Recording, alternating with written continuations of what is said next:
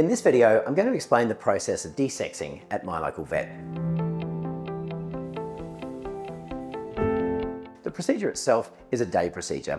Pets will typically come in the morning and then go home that afternoon, so it's pretty quick. The morning of, a patient will come into reception and we'll do our mission. We always ask that the client sign a consent form, and then we take our patient through to the treatment room where we will place an IV cannula in order to give them intravenous fluids.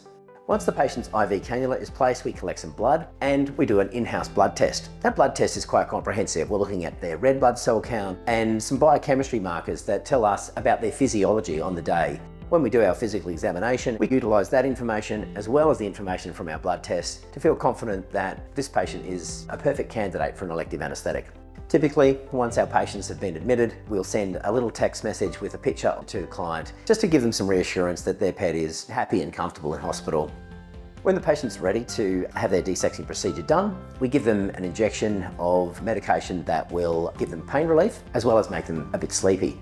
We'll also send another text or call when we're about to start the procedure, just so they have a sense of when their patient is being anaesthetised. We then administer the anaesthetic agent and we place an endotracheal tube down into their windpipe. And that's so that we can connect them to our anaesthetic machine, then clip up the fur in order to disinfect the skin over the area where we're going to make our incision. Once that's done, the patient is transferred through to theatre and procedure is performed by one of our vets and one of our nurses monitoring our patient very vigilantly throughout that procedure. In terms of anaesthetic monitoring, it's quite extensive. So not only are we checking their pulse and heart rate, their oxygenation, but we're also performing an ECG, testing the amount of carbon dioxide that they're breathing out, and we're also checking their blood pressure around the clock.